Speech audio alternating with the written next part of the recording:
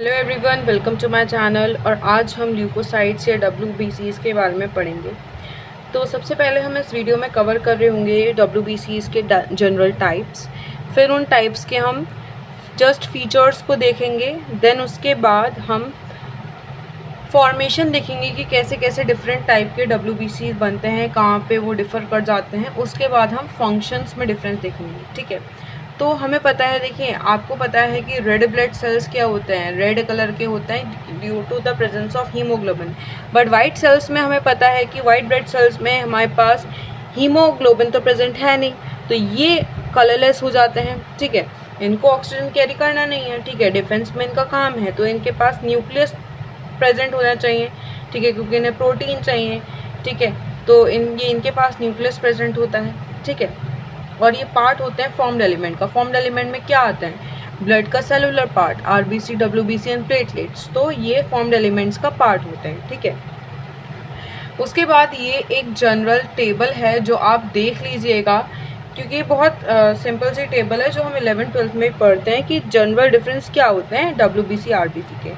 तो आप वो देख लीजिएगा। मेन इसमें नंबर इम्पॉर्टेंट है कि RBC जो होते हैं वो हमारे पास मिलियंस में होते हैं, 4.5 से 5.5 मिलियन, जबकि ये सिर्फ 4000 से 11,000 WBC प्रेजेंट होते हैं। और लाइफ स्पैन अगर हम देखें तो RBC का लाइफ स्पैन लॉन्गर होता है, डेट इज़ 120 डेज़, और WBC का शॉर्टर होता है, that is half to 15 days, ठीक है। और RBC का जो मेन काम होता है वो ट्रांसपोर्ट होता है ऑक्सीजन और कार्बन डाइऑक्साइड का, जबकि WBC का काम होता है डिफेंस और इम्यूनिटी, ठीक है। और RBC जो होते हैं उसमें ग्रैन्यूल्स एब्सेंट होते हैं, जबकि WBC की कुछ फॉर्म में, जैसे कि न्यूट्रोफिल्स वगैरह हो गए, उनमें प्रेजेंट होते हैं, ठीक है। तो अब हम बिना देरी करे इसके टाइप्स पे बढ़ते हैं। तो WBC 2 टाइप्स का होता है, ग्रैन्युलोसाइट और एग्रैन्युलोसाइट, ठीक है। तो ग्रैन्युलोसाइट में हमारे पास फर्दर ग्रैन्युलोसाइट 3 पार्ट्स में डिवाइडेड है, न्यूट्रोफिल्स, ईसिनोफिल्स एंड बेसोफिल्स, ठीक है। और एग्रैन्युलोसाइट भी 2 पार्ट्स में डिवाइडेड है, lymphocytes and monocyte. Then lymphocytes further divided है beta lymphocytes, T lymphocyte and natural killer cells में। तो इनका ब्रीफली फंक्शन देख लेते हैं। देखिए, न्यूट्रोफिल्स आपका फैगोसाइटोसिस में हेल्प करता है। ईसिनोफिल कोई भी पैरासिटिक इन्फेक्शन होगा उसके अगेंस्ट काम करेगा, किसी बॉडी में जैसे कोई बाहरी ऑर्गेनिज्म आ गया, ठीक है, इन्फेक्शन कर दिया, तो उसके अगेंस्ट ईसिनोफिल वर्क करता है, ठीक है। बेसोफिल्स इन्फ्लामेटरी या एलर्जी रिएक्शंस प्रोड्यूस करते हैं, जैसे किसी को पोलन से एलर्जी होती है तो वो एलर्जिक रिस्पॉन्स कौन प्रोड्यूस कर रहा है? That is basophil is producing that response, ठीक है। उसके बाद लिम्फोसाइट इम्यून रिस्पॉन्स में काम करते हैं। हम जैसे पढ़ते हैं ना, cell mediated immunity, humoral immunity, जो हमने 11th-12th में पढ़ी भी है, और आगे के चैप्टर्स में हम उसको और डिटेल में समझेंगे। तो उसमें लिम्फोसाइट्स का सेल मीडिएटेड इम्यूनिटी में बड़ा रोल होता है। और मोनोसाइट्स देखिए, मोनोसाइट्स बैक्टीरिया, वायरसेस, फंजाई के अगेंस्ट काम करते हैं, ठीक है। और फैगोसाइटोसिस, देखिए फैगोसाइटोसिस मोनोसाइट्स भी करते हैं, न्यूट्रोफिल्स भी करते हैं। देखिए, फैगोसाइटोसिस का मतलब ये है कि फॉर एग्जांपल ये हमारा कोई पैथोजन है, ठीक है, दिस इज पैथोजन। अब WBC आएगा, इसको स्क्वीज़ कर लेगा, ऐसे करके स्क्वीज़ कर लिया। उसके बाद ऐसे करके WBC, जैसे WBC ने ये इसको पूरा सराउंड करेगा, ऐसे ऐसे करके स्क्वीज़ कर करके आगे बढ़ेगा, इसको खा के ऐसे डकार मार लेगा, ठीक है। तो WBC क्या करता है, न्यूट्रोफिल्स क्या करते हैं, इसको ऐसे पैथोजन को सराउंड करके खा जाते हैं, तो दैट इज फैगोसाइटोसिस, ठीक है। उसके बाद हम इसके जनरल फीचर्स देखते हैं। देखिए, न्यूट्रोफिल्स को हम पॉलीमॉर्फ बोलते हैं। देखिए, क्योंकि इसके जो न्यूक्लियस है ना वो मल्टी लोब्ड होता है, तो जब मल्टी लोब्ड न्यूक्लियस होगा तो कोई न्यूट्रोफिल कैसा दिखेगा, कैसा दिखेगा, तो दो न्यूट्रोफिल सेम थोड़ी दिखने वाले हैं, राइट। तो इसलिए हम इनको पॉलीमॉर्फ कहते हैं कि ये देखने में अलग अलग दिखते हैं, ठीक है। और ये मल्टी लोब्ड न्यूक्लियस इनके पास प्रेजेंट होता है। उसके बाद हमें इनमें फाइन स्मॉल ग्रैन्यूल्स देखने को मिलते हैं, ठीक है। इनके साइटोप्लाज्म में कैसे होते हैं ग्रैन्यूल्स? फाइन और स्मॉल होते हैं। फिर जब हम इसे लेशमैन स्ट्रेन से हम इन्हें स्ट्रेन करते हैं तो हमें इसकी ग्रैन्यूल्स वायलेट दिखते हैं। तो हम न्यूट्रोफिल को न्यूट्रोफिल इसलिए बोलते हैं बिकॉज ये एसिड एंड बेस दोनों के लवर हैं। मतलब ये एसिड, ये ना एसिडिक हैं ये ना बेसिक हैं, ये दोनों डाई डालोगे दोनों से स्ट्रेन हो जाएंगे, ये न्यूट्रल है, ठीक है, इसलिए हम इनको न्यूट्रल बोलते हैं, क्योंकि एसिड डाई और बेसिक डाई दोनों से स्ट्रेन हो रहा है तो मैंने न्यूट्रोफिल बोल देते हैं। उसके बाद 50 to 70%, देखिए कितना मेजर अमाउंट कवर कर रहे हैं, टोटल WBC का 50 to 70% न्यूट्रोफिल ही कवर करते हैं, तो ये बहुत ज़्यादा अमाउंट में प्रेजेंट होते हैं, ठीक है। तो 3000 से 6000 पर क्यूबिक मिलीमीटर तक हमारे न्यूट्रोफिल्स ही प्रेजेंट हैं। लाइफ स्पेन इसका 2 to 5 डेज है। उसके बाद ईसिनोफिल्स जो होते हैं, देखिए ये ईसिनोफिल्स एसिडिक स्ट्रेन करेंगे, ठीक है, एसिडिक डाई से स्ट्रेन होंगे, ये कोर्स होते हैं, ठीक है, कोर्स होते हैं, लार्ज ग्रैन्यूल्स इनमें प्रेजेंट होते हैं। देखिए आपने न्यूट्रोफिल में क्या पढ़ा कि फाइन और स्मॉलर ग्रैन्यूल प्रेजेंट थे, जबकि ईसिनोफिल्स में कोर्स और लार्ज ग्रैन्यूल प्रेजेंट होते हैं और इनका बाइलोब्ड न्यूक्लियस होता है, हमने कह सकते हैं ईयरफोन के शेप का न्यूक्लियस होता है। उसके बाद जब हम इसको डाई से स्ट्रेन करेंगे तो ये पिंक या रेड अपीयर होंगे, ठीक है, बिकॉज दे आर एसिडिक। उसके बाद ये बहुत कम अमाउंट 2 to 4 कवर करते हैं WBC का, 2 to 4%। उसके बाद 150 से 300 पर क्यूबिक मिलीमीटर इनका अमाउंट प्रेजेंट होता है। लाइफ स्पैन इनका होता है 7 to 12 डेज। बेजोफिल की बात करते हैं तो बेजोफिल कोर्स ग्रैन्यूल्स होता है, मतलब बेजोफिल्स में कोर्स ग्रैन्यूल्स होता है और बाइलोब्ड न्यूक्लियस होता है, ठीक है, हम कह सकते हैं एस शेप्ड न्यूक्लियस प्रेजेंट होता है। फिर ये मिथाइलिन ब्लू से जब हम इसे स्ट्रेन करते हैं तो ये पर्पल और ब्लू अपीयर होते हैं, तो ये हम कह सकते हैं कि ये इनमें बेसिक करेक्टर मौजूद है। और ये देखें ये सबसे मिनिमम होते हैं, ठीक है, मिनिमम होंगे, ये जितना भी टोटल WBC है उसका केवल 0 से 1% तक ये बनाएंगे तो हम कहेंगे ये मिनिमम होते हैं, ठीक है। ये एलर्जिक रिस्पॉन्स प्रोड्यूस करेंगे तो हमें इनको कम ही अमाउंट में रखना है, ठीक है, वरना हमारी बॉडी में आए दिन हर किसी छोटी चीज़ से एलर्जी हो जाएगी, राइट। उसके बाद इनका जो नंबर होता है वो 0 to 100 पर क्यूबिक मिलीमीटर प्रेजेंट होता है और इनका लाइफ स्पेन 12 to 15 डेज होता है, राइट। उसके बाद हम मोनोसाइट्स की तरफ बढ़ते हैं तो ये लार्जेस्ट WBC होते हैं, ये आपको याद रखना है, लार्जेस्ट WBC मोनोसाइट। और लार्ज नंबर किसका था, नंबर में सबसे ज़्यादा न्यूट्रोफिल्स थे और साइज़ में सबसे बड़े मोनोसाइट्स होंगे, ठीक है। और हम देखते हैं कि जो हमारे बेजोफिल्स हैं वो नंबर में सबसे कम है, तो इसका जो न्यूक्लियस होता है वो हॉर्सशू शेप्ड या बीन शेप्ड न्यूक्लियस होगा और जो इसका न्यूक्लियस होता है वो जो एक साइड पे पुश होगा, ठीक है, जैसे कि ये एक सेल है, ठीक है, इसका न्यूक्लियस यहाँ पे साइड की तरफ क्या होगा, एक साइड में पुश होगा। नो ग्रैन्यूल्स, ये ग्रैन्यूलोसाइट का पार्ट है भाई, कोई ग्रैन्यूल्स कैसे होंगे। 2 to 6% ऑफ WBC का ये कवर करते हैं और 200 से 300 पर क्यूबिक मिलीमीटर प्रेजेंट होता है। लाइफ स्पेन 2 to 5 डेज होता है। उसके बाद लिम्फोसाइट्स की बात करते हैं तो न्यूक्लियस ऑक्यूपाइज होल साइटोप्लाज्म। तो लिम्फोसाइट्स में क्या होता है कि इसका न्यूक्लियस बहुत बड़ा होता है। फॉर एग्जांपल ये लिम्फोसाइट्स हैं तो इसका न्यूक्लियस इतना बड़ा होगा कि पूरा ही साइटोप्लाज्म कवर करेगा, या हम कहेंगे कि इसका साइज़ इतना छोटा होता है, इसका साइटोप्लाज्म का अमाउंट इतना कम होता है कि पूरा न्यूक्लियस ही कवर कर लेता है, ठीक है।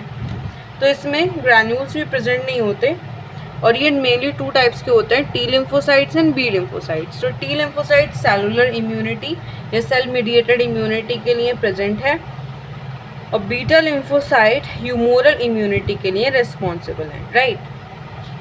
उसके बाद हम देखते हैं कि 20 to 30% WBC प्रेजेंट होते हैं, ठीक है, मतलब 20 to 30% ये बनाते हैं WBC का और 1500 से 3000 पर क्यूबिक मिलीमीटर इसका अमाउंट प्रेजेंट है और लाइफ स्पेन इसकी बहुत कम है क्योंकि इम्यूनिटी के लिए रिस्पॉन्सिबल है, हाफ से 1 डे इसका होता है, ठीक है।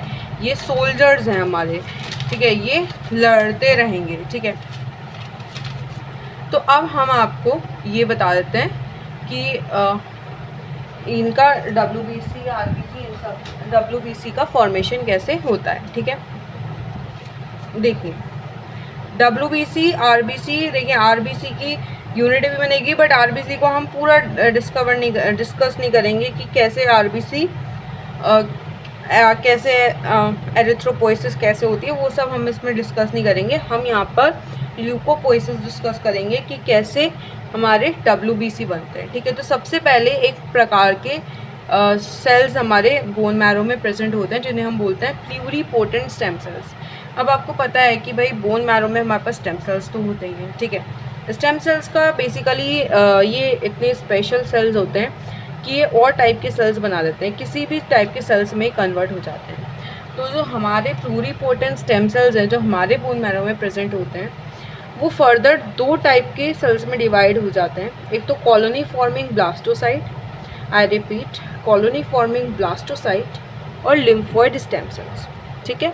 तो हमारे पास प्लूरीपोटेंट स्टेम सेल्स थे, इन्होंने कॉलोनी फॉर्मिंग ब्लास्टोसाइट या लिम्फोइड स्टेम सेल्स बना लिए, ठीक है। तो या तो ये लिम्फोइड स्टेम सेल्स बना लेंगे या फिर ये कॉलोनी फॉर्मिंग ब्लास्टोसाइट बना लेंगे, ठीक है। उसके बाद हम क्या देखते हैं कि ये जो कॉलोनी फॉर्मिंग ब्लास्टोसाइट है, ये फर्दर तीन चीज़ें बना लेगा। कॉलोनी फॉर्मिंग यूनिट ई मतलब एरिथ्रोसाइट, ई शॉर्ट फॉर्म है एरिथ्रोसाइट के लिए। तो जब भी ई आए तो आप उसे एरिथ्रोसाइट से याद रखें, एरिथ्रोसाइट बोले तो आरबीसी। तो ये एक यूनिट बनाएंगे colony forming unit erythrocyte, that is RBC. Colony forming unit M बोले तो मोनोसाइट, ठीक है। उसके बाद कॉलोनी फॉर्मिंग मेगा कैरियोसाइट, ठीक है, मेगा कैरियोसाइट प्लेटलेट्स, ठीक है। मेगा कैरियोसाइट से क्या बनता है, प्लेटलेट्स। तो ये कॉलोनी फॉर्मिंग यूनिट एम है, मेगा कैरियोसाइट जो कि आगे प्लेटलेट्स बनाएगी, वो भी हमें डिस्कस नहीं करना, ठीक है। हमें अभी डिस्कस करना है ल्यूकोपोइसिस। तो हमें किस पे गौर करना है, डब्ल्यूबीसीज पे। तो कॉलोनी फॉर्मिंग यूनिट जीएम होती है, ठीक है। तो कॉलोनी फॉर्मिंग यूनिट जीएम क्या करती है, यही आगे चल के डब्ल्यूबीसी बनाती है, ठीक है। और लिम्फोसाइट इन अलग लिम्फोइड स्टेम सेल से बनेगा, ठीक है। तो हम एक एक करके देख लेते हैं। सबसे पहले हम लिम्फोइड स्टेम सेल्स का ही देखते हैं। तो प्लूरीपोटेंट स्टेम सेल्स थे, उन्होंने सबसे पहले लिम्फोइड स्टेम सेल्स बनाए, ठीक है।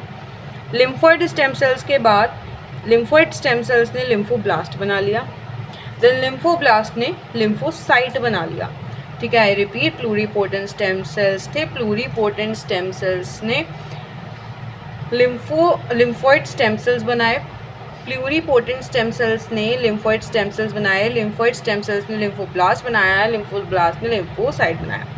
उसके बाद हमारे पास कॉलोनी फॉर्मिंग एक दूसरी यूनिट थी, colony forming blastocyte. Colony forming blastocyte further तीन कैटेगरीज में डिवाइड हो सकती है। कॉलोनी फॉर्मिंग यूनिट एरिथ्रोसाइट जो कि आरबीसीज बनाएगी, कॉलोनी फॉर्मिंग यूनिट एम जो कि प्लेटलेट्स बनाएगी, और कॉलोनी फॉर्मिंग यूनिट जीएम जो कि आगे डब्ल्यूबीसी बनाएगी, ठीक है। अब colony forming unit GM myeloblast बना लेती है। Colony forming unit GM myeloblast बनाती है। माइलोब्लास्ट फर्दर कन्वर्ट हो जाता है प्रोमाइलोसाइट में और मोनोब्लास्ट में। किस में कन्वर्ट हो जाता है, प्रोमाइलोसाइट में और मोनोब्लास्ट में। तो प्लूरीपोटेंट स्टेम सेल्स थे, प्लूरीपोटेंट स्टेम सेल्स ने कॉलोनी फॉर्मिंग यूनिट ब्लास्टोसाइट बनाया। कॉलोनी फॉर्मिंग यूनिट ब्लास्टोसाइट ने आपके पास कॉलोनी फॉर्मिंग यूनिट जीएम बनाया। कॉलोनी फॉर्मिंग यूनिट जीएम ने माइलोब्लास्ट बनाया, माइलोब्लास्ट ने प्रोमाइलोसाइट बनाया और मोनोब्लास्ट बनाया। अब मोनोब्लास्ट प्रोमोनोसाइट बनाएगा, प्रो मतलब पहले, ठीक है। प्रोमोनोब्लास्ट बनाएगा, प्रोमोनोब्लास्ट के बाद प्रोमोनोसाइट बनाएगा, प्रोमोनोसाइट के बाद मोनोसाइट बन जाएगा। तो मोनोब्लास्ट ने प्रोमोनोसाइट बनाया, प्रोमोनोसाइट के बाद मोनोसाइट बन गया, राइट। उसके बाद प्रोमाइलोसाइट क्या करेगा, प्रोमाइलोसाइट फर्दर तीन प्रकार के सेल्स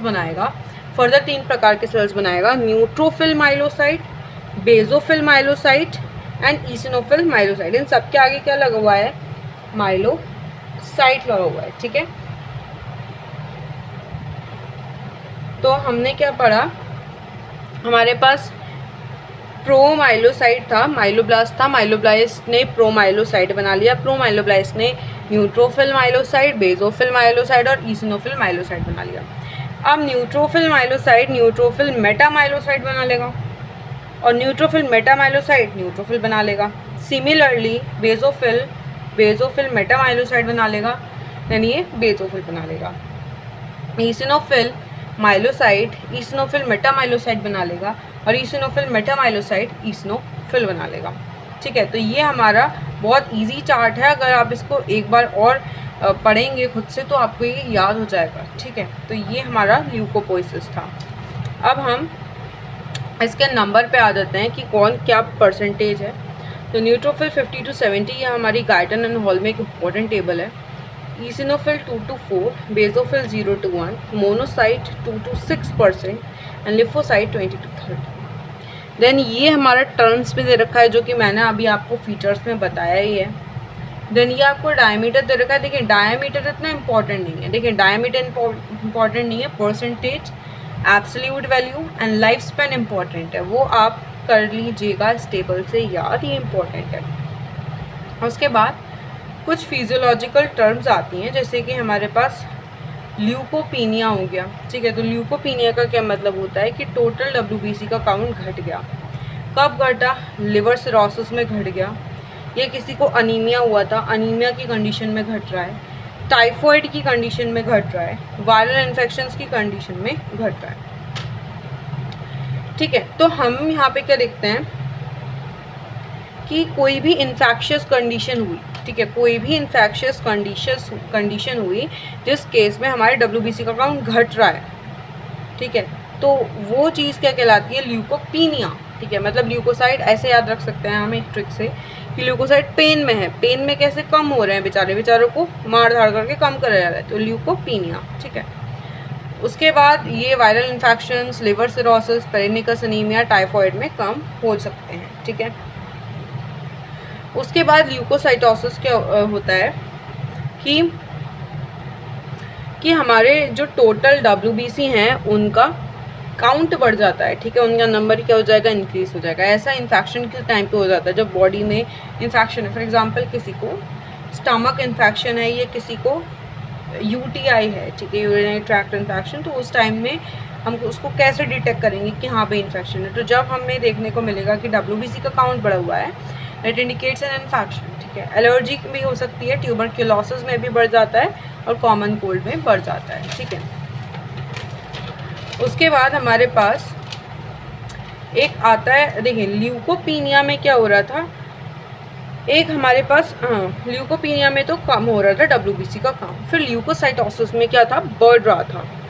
बट ये जब ल्यूकोसाइट का काउंट जब अबनॉर्मली बढ़ता है, ठीक है, वो अबनॉर्मल कंडीशन नहीं जा रही थी। ठीक है, ल्यूकोसाइटोसिस में बहुत ज़्यादा नहीं बढ़ जाते, बट यहाँ पर ल्यूकेमिया में अबनॉर्मल कंडीशन चली जाएगी। तो ऐसा कैंसर के केस में होता है। देखिए ब्लड कैंसर में क्या होता है, ये ल्यूकेमिया क्या होता है, बेसिकली एक ब्लड कैंसर होता है जिसमें WBC का अमाउंट बहुत ज़्यादा क्वांटिटी में बढ़ जाता है।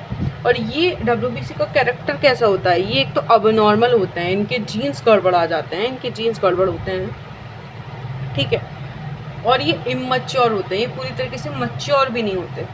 ठीक है, अब इससे क्या देखिए, जब ये मैच्योर नहीं है, ठीक है, अब नॉर्मल है, दूसरे का न्यूट्रिशन चूसेंगे, ठीक है, बाकी जो सेल्स हैं उनका न्यूट्रिशन भी ले लेंगे ये, राइट।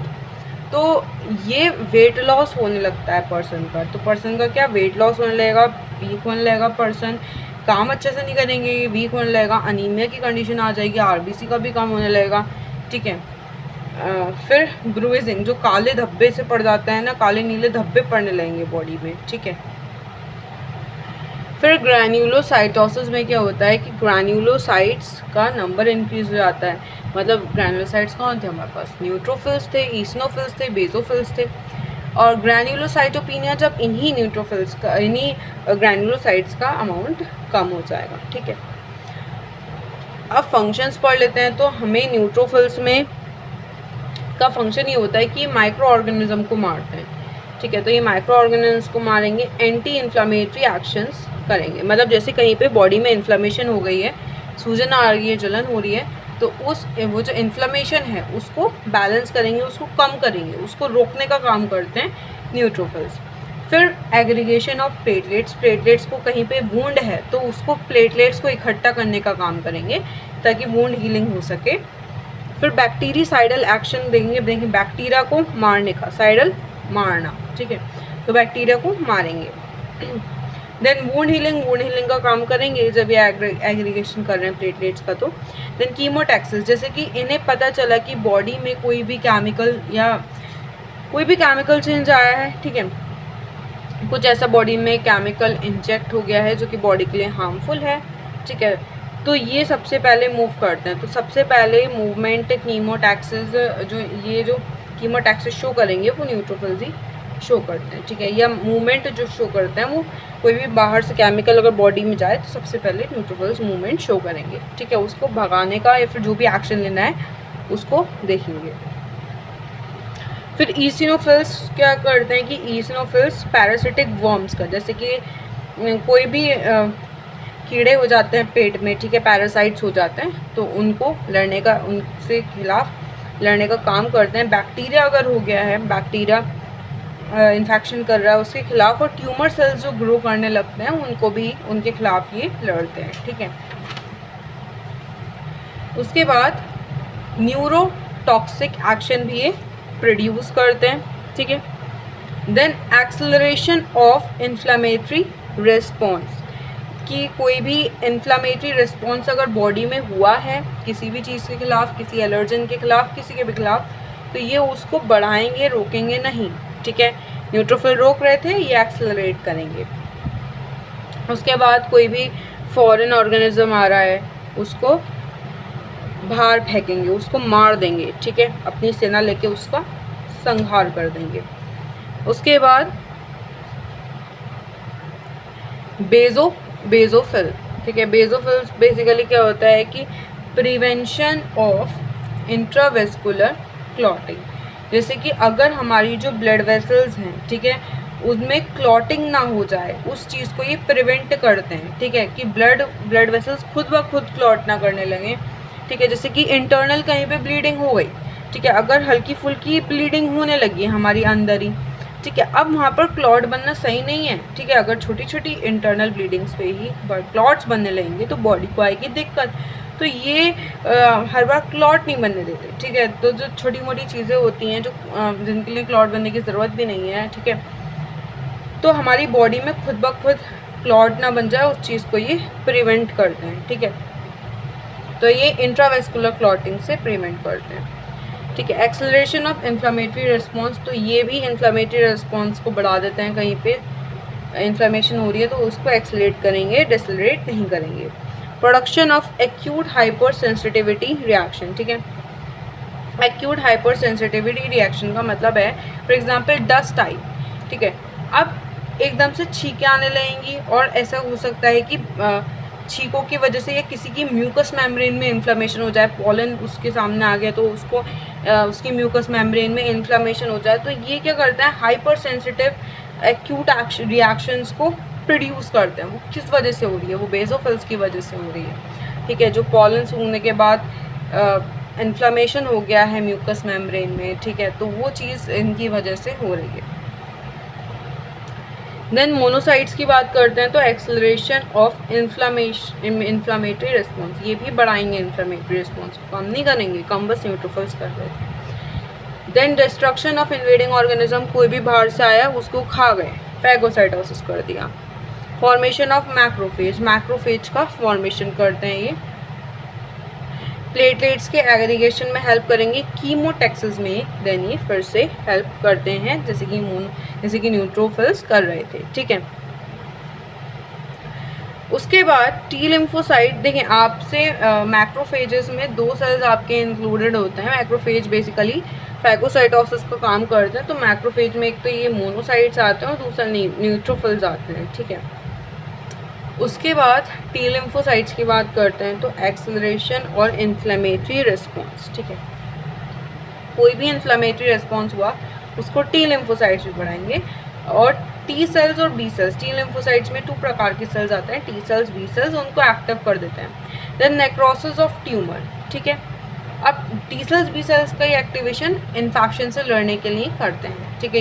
ये जो होता है ये cell mediated, T cells cell में मीडिएटेड इम्यूनिटी प्रोड्यूस कर पाएँ इसलिए इनका एक्टिवेशन होगा। बी सेल्स एंटीबॉडीज़ प्रोड्यूस कर पाएँ, humoral activity show in immunity show करें, इस वजह से इनको एक्टिवेट कर देंगे, ठीक है। देन नेक्रोसिस ऑफ ट्यूमर, जैसे कोई बॉडी में ट्यूमर प्रोड्यूस हो गया तो उस सेल की डेथ के लिए उस सेल को मार देंगे, ठीक है, ट्यूमर के सेल्स को ही मार देंगे। डिस्ट्रक्शन ऑफ इन्वेडिंग ऑर्गेनिज्म, कोई भी बाहर से फॉरेन सब्सटेंस आया उसके डिस्ट्रक्शन का काम करेंगे। स्टिमुलेशन ऑफ फैगोसाइटिक एक्शन, कोई भी फैगोसाइटिक एक्शन है, ठीक है, उसको बढ़ावा देते हैं कि वो चीज़ हो, ठीक है, तो ये फैगोसाइटिक एक्शंस को स्टिमुलेट करवाते हैं, ठीक है। उसके बाद नेक्स्ट हमारे पास आते हैं बी लिम्फोसाइट्स। तो बेसिकली बी लिम्फोसाइट्स क्या करते हैं, ये डिस्ट्रक्शन करते हैं इन्वेडिंग ऑर्गेनिज्म का, कोई भी बाहर से ऑर्गेनिज्म आ गया उसको ये मार धाड़ करके भगा देंगे। ये भी ट्यूमर का नेक्रोसिस करेंगे, ट्यूमर को मार देंगे। इम्यून रिस्पॉन्स को प्रोड्यूस करेंगे, इन्फ्लामेटरी रिस्पॉन्स को भी ये बढ़ा देते हैं और कीमोटैक्सिस ये परफॉर्म करते हैं। ये था आपका WBC का पूरा चैप्टर। इम्यूनिटी का नेक्स्ट चैप्टर है, जो कि इम्यूनिटी का चैप्टर ऑप्शनल भी होता है, ठीक है, वो हम 11th-12th में पढ़ के आते हैं, तो आप नेक्स्ट वीडियो में उसे ज़रूर देखिएगा। एंड अगर आपको वीडियो अच्छी लगी हो तो please don't forget to like, subscribe and share my channel. Thank you.